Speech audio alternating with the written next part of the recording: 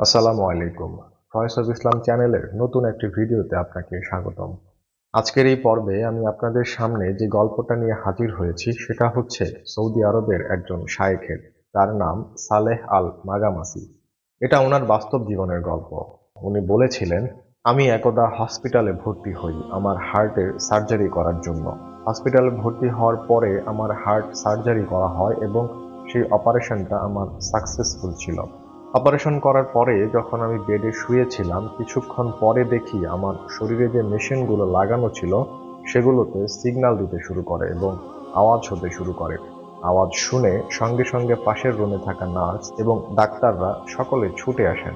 আসার পরে তারা মেশিন চেক করে দেখেন যে আমার হার্টের ভিতরে কোনো একটা গোলমাল আছে, যার কারণে পুনরায় আমাকে আবার অপারেশন করতে হবে।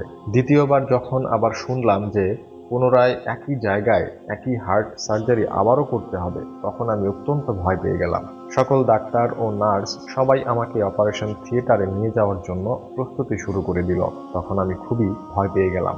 আমার মুখের দিকে তাকিয়ে একজন লেবাননি নার্স আরবি ভাষায় বললেন, আপনি বেশি বেশি রাসূল সাল্লাল্লাহু আলাইহি সাল্লামের প্রতি দরুদ পাঠ করুন। শায়েখ বলছেন যে আমি এই হাদিসটা জানতাম, যেহেতু আমি একজন ইসলামিক স্কলার এবং একজন আলেমে দ্বীন, সেই হিসাবে হাদিসটি আমার জানা ছিল। কিন্তু আমার মনে ছিল না যে দরুদ শরীফ পাঠ করলে আল্লাহ তাআলার বান্দার প্রতি রহমত বর্ষণ করেন এবং বান্দার সকল সমস্যা থেকে সমাধানের রাস্তা বের করে দেন। এটা আমার মনে না থাকার কারণে আমি কিছুই করতে পারছিলাম না। যখন সে নার্স আমাকে এই দরুদ শরীফের কথা মনে করিয়ে দিল, তখন আমার এই হাদিসটি স্মরণ হয়ে গেল এবং আমি আল্লাহ তাআলার প্রতি ভরসা রেখে দরুদ পড়তে শুরু করলাম।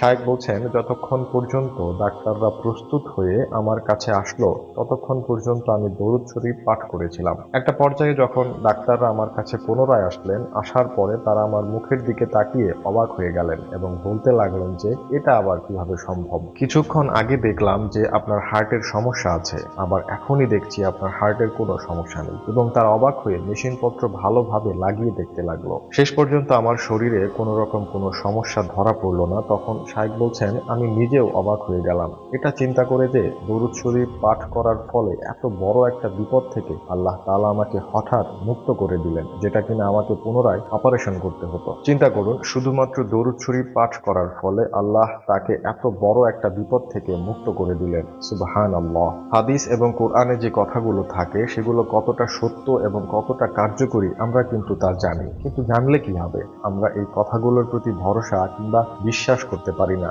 যদিও আমরা বিশ্বাস করি এটি সঠিক, কিন্তু আমরা ভরসা করতে পারি না। তাই আমরা যদি কোনো বিপদে পড়ি তাহলে আজ থেকে দরুদ শরীফ পাঠ করবে এবং যদি আল্লাহ তাআলার প্রতি ভরসা করি তাহলে আল্লাহ সময় মতো আমাদের বিপদ থেকে উদ্ধার করবেন ইনশাআল্লাহ। প্রিয় দর্শক, এরকম আরো দোয়া কবুলের গল্প ও ইসলামিক টপিকের ভিডিও পেতে আমার চ্যানেলটি সাবস্ক্রাইব করে পাশে থাকা বেল আইকনটি প্রেস করতে ভুলবেন না। আর আপনি যদি অলরেডি আমার চ্যানেলটি সাবস্ক্রাইব করে থাকেন তাহলে অসংখ্য ধন্যবাদ। আল্লাহ আপনাকে উত্তম প্রতিদান দান করুন। কথা হবে নতুন কোনো ভিডিওতে ইনশাআল্লাহ। আল্লাহ হাফেজ।